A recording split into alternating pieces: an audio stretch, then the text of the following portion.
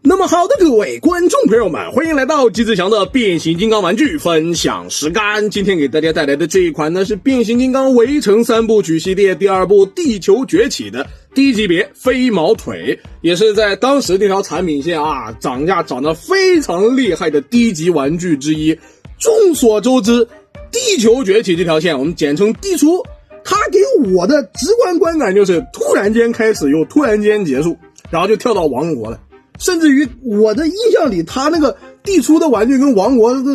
搞得跟同时发售一样，然后这个地出就草草结束了。那飞毛腿这个模具在当时呢也被炒到了一个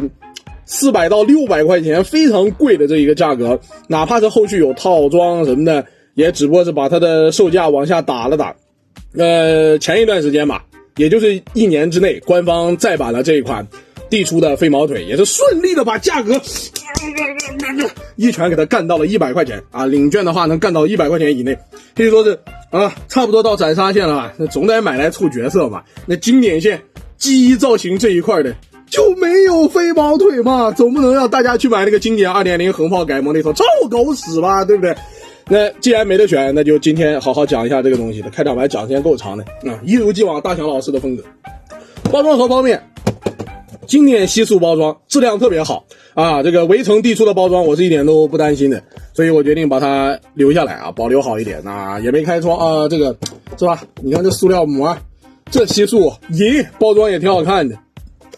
后面呢就是这个产品介绍就没什么好介绍的。对，值得一提侧边这个峰会是真他妈的丑，好鸡巴丑。那这个峰会呢也是侧面证明了这个玩具的诸多问题，那就是这款飞毛腿虽然比下有余，但是比上那也没见它好到哪里去。整体的设计思路呢很接近千斤顶非常接近，它两个差不多是一个思路，只是变形细节造型什么不太一样，到时候玩一下就知道了最大的问题这身材不够还原它是在刻意去做还原的，有些地方就比如说脚这一面的黑色细节，车头角然后这个玻璃这算什么车顶胸，虽然这一次是做的真零件有点丑吧，尺寸太大了嘛至少是再努力做还原了，包括肩膀上那个飞毛腿非常这个有辨识度的凸起特征都在做了，脑袋也是做的还算挺帅气的，但就是这个身形看着真的不是很好看，而且武器配件也是直接就缺失掉了，他甚至大言不惭的告诉我说要拿这个东西来当武器，那我问你，我拿这个不知道是什么东西的东西当这个玩意儿应该算是那种进气口喷气口一样的东西发动机什么的，你拿这个东西用来当武器的话，那我怎么还原它是吧？人形态很有辨识度的背后那个银色的凸起一样的东西呢？所以这个玩具就是很尴尬，它就尬在这里了，是有那么一点点烂，但是你又没得选，再加上它价格是就是还在跌嘛，价格是挺合适的，买来凑角色还行。那说到底这就是一个拿来凑角色的玩具，然后也不至于说烂的玩不了问题就是这么个问题。造型方面都说过了，接下来看一下这个可动吧，一边看可动一边再把小的地方的一些事情给大家讲一下。整个玩具基本上就是黄黑塑料加一点点涂装什么的还有挺漂亮的蓝色透明件。那没有网传的那么离谱就是这个飞毛腿的这个透明件特别容易坏什么的，它除了胸口部分这里是一整块透明件，前后上了很厚的漆之外，你包括这个就是剩下的这些车窗部分呢都使用的是一个镶嵌的透明件，也吃不到什么力，所以目前玩了1天半就是没发现哪里有什么质量上的问题的，这点倒是还好。然后它整体的材质也挺舒服的，虽然挺简陋是吧，该偷胶的一点都没跟你少，正宗孩之宝防伪标识这一块的但手感还蛮扎实的，所以挺有意思的。可动性方面脑袋这个脑袋可以做的神韵十足非常有那个感觉。那它这个可动呢也还不错，球关节旋转没有问题，低头的话算是变形原因可以低头的幅度非常大，抬头呢也有一点也能看出来是抬头，面部上的这个金属漆效果也不错，肩膀部分平抬是没法抬到90度的是抬不到的，有点艰难。然后旋转的话是没有压力的，这边肩膀部分它的那个很有标志性的凸起，这里是一个5毫米，你可以自行选择一些特效件或者是配件什么的插上去，有没有特效键啊？还真有啊！我目标战士的这个特效键，就往这上面一怼什么的，就看着你自己喜好去就找着玩了啊。旋转什么的没有问题，平转的话也没有压力，曲轴部分勉勉强强90度，手腕没有球关节，也没有旋转，也是空洞，它只有这样向内一收没了，所以就很无语。侧边的这个黄色呢都是涂装，并且玩了一段时间之后，就玩了没几次，这边就已经蹭到了，开始有些磨损了，比较遗憾。胸口部分刚才说过了，整一大块透明件，然后得亏这个中间这个轴不是透明件，中间这个连接杆不是透明件，要不然就真挺恶心的。好在涂装上的很厚，目前的话胸口是没发现有什么蹭漆，蓝色的这个车窗也很漂亮，里面的跟这个金属银搭配的也挺这个配合的也挺好的。胸口这个博牌标志啊，看起来很有辨识度。腰部腰转没压力，前踢后踢，哇，这个关节真的好紧。侧踢幅度可以说是中规中矩，大腿的平转也没问题。如果没有偷胶的话，可能看起来会更好一点。屈膝的话是微微过一丢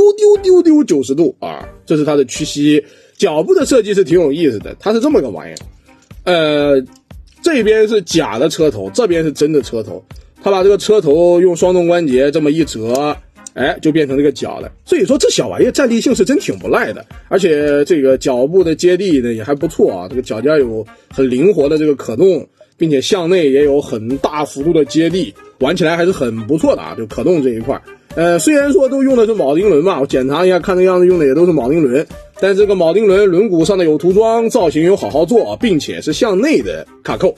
也没看出来什么严重穿帮啥的，这点玩的挺舒服的。背面的话，如果你把这个武器就像我这样选择，就这样给它转一圈转过来，来保证它这么人形态正面有那么些还原度的话，那其实这小子背包看起来也还不错。整体来说就是稍微有一点烂，但是价格确实很合适的一款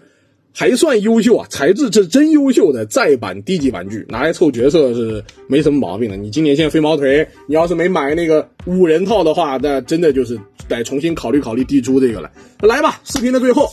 展示一下这款产品的变形设计，这是真的很简单。第一步我们应该是要先变下半身啊，先变下半身。我们把这个手臂给它转一圈转过来啊，就保持这样，双手举过头顶，然后脑袋给它转一圈转过去。转完之后呢，我们是要借机去旋转一下这个位置的，但不着急，因为我要按步骤来，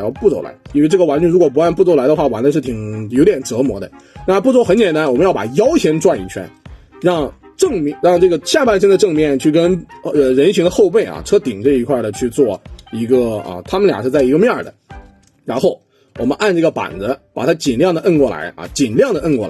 摁过来之后呢，我们就可以先变这个部分了。我没记错的话是要先变车头的，就车头的变形就很简单，我们把这个零件就这样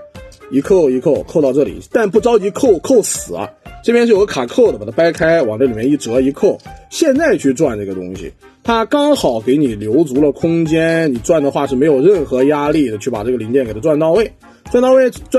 呢，这个时候你就可以去把这个车头进行一个密合了。这蓝色的透明件扣在一起的观感是真的挺漂亮的，相当漂亮。